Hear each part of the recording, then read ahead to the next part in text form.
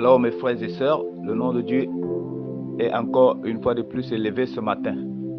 Nous sommes reconnaissants au Seigneur de nous avoir donné ce privilège. Et nous voulons donc profiter par ce privilège pour continuer à nous rapprocher du Seigneur. Car sans le Seigneur, nous n'avons pas notre raison de vivre sur la face de la terre. Nous allons prendre quelques passages aujourd'hui dans les Saintes Écritures. J'ai relevé des passages. Il y a d'abord la Genèse 30, la Genèse 30, versets 25 à 43. Donc je veux lire tout de suite. Genèse 30, versets 25 à 43. Lorsque Rachel eut enfanté Joseph, Jacob dit à Laban, laisse-moi partir pour que je m'en aille chez moi dans mon pays. Donne-moi mes femmes et mes enfants pour lesquels je t'ai servi et je m'en irai, car tu sais quel service j'ai fait pour toi.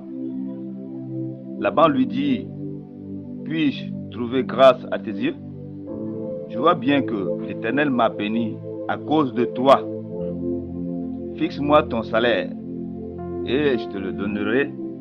Jacob lui dit, tu sais combien je t'ai servi et ce qu'est devenu ton troupeau avec moi, car le peu que tu avais avant moi s'est beaucoup accru, et l'Éternel t'a béni sur mes pas.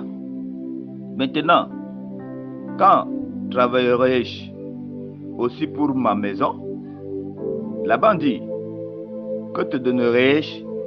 Et Jacob répondit, tu ne me donneras rien.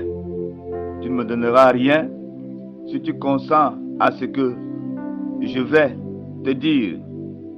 Je ferai paître encore ton troupeau et je le garderai. Je parcourrai aujourd'hui tout ton troupeau, mais à part parmi les brebis, tout agneau, tacheté et marqueté, et tout agneau noir. Et parmi les chèvres, tout ce qui est marqueté est acheté. Ce serait mon salaire. Ma droiture répondra pour moi demain. Quand tu viendras pour voir mon salaire, tout ce qui ne sera pas acheté et marqueté parmi les chèvres et noir parmi les agneaux, ce sera de ma part un vol.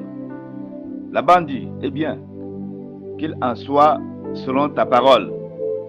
Ce même jour, il mit à part les boucs rayés et marquetés, toutes les chèvres tachetées et marquetées, toutes celles où il y avait du blanc, et tout ce qui était noir parmi les brebis. Il les remit entre les mains de ses fils. Puis il mit l'espace de 3 journées de chemin entre lui et Jacob.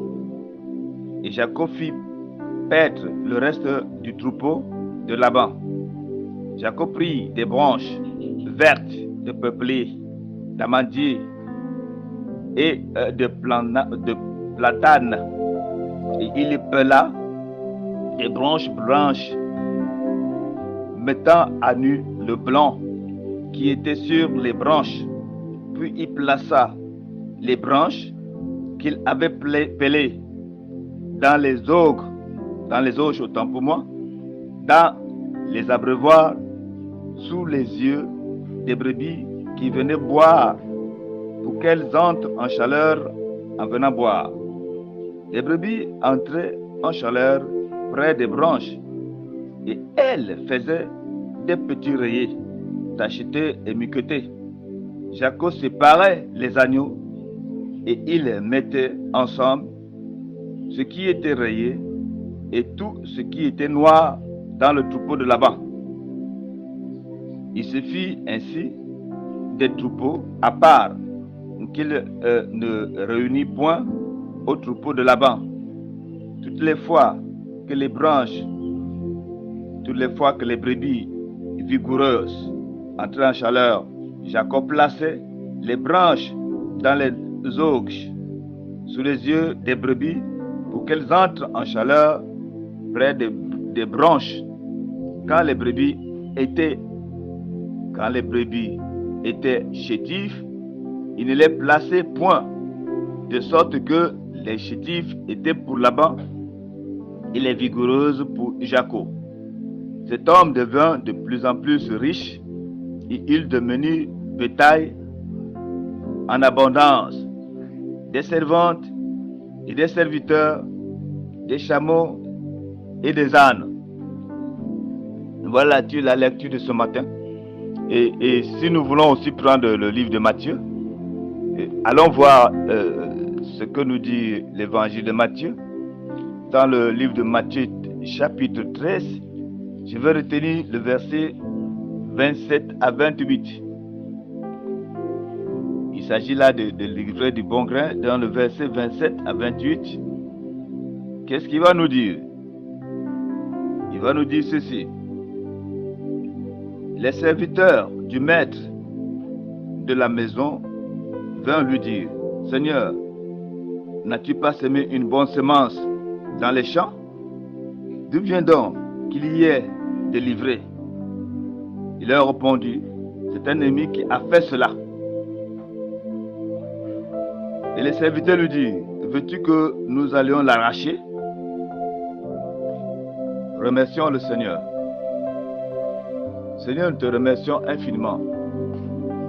Ta parole est une lumière sur nos sentiers. Nous sommes certains qu'en restant sous cette parole, nous avons la vie éternelle. Elle nous a proposé, elle nous a prévu, elle nous a promis la vie éternelle. Ta parole nous a promis la vie éternelle et nous savons que ta parole est juste. Nous savons que ta parole, elle est notre seule absolue. En elle, nous nous sommes confiés et en elle, nous avons la santé, nous avons la paix, nous avons la tranquillité, nous avons le confort, nous avons la réussite. Et nous avons aussi toute espèce de richesse, aussi matérielle que spirituelle. Fait que cette parole ait la place dans nos vies. Que cette parole nous soutienne, qu'elle nous guérisse et qu'elle nous protège. Que cette parole, Seigneur, fait en sorte que cette parole se meut dans nos activités. Qu'elle soit tout pour nous, car nous l'aimons de tout cœur. Au commencement était la parole. La parole était avec Dieu et la parole était Dieu. Et s'est fait chair et habité parmi nous. Seigneur, merci de nous avoir donné encore cette parole. Merci parce que tu demeureras toujours avec nous par ta parole jusqu'au bout. Gloire te soit-tu donnée maintenant et toujours. Toi qui règnes au siècle des siècles.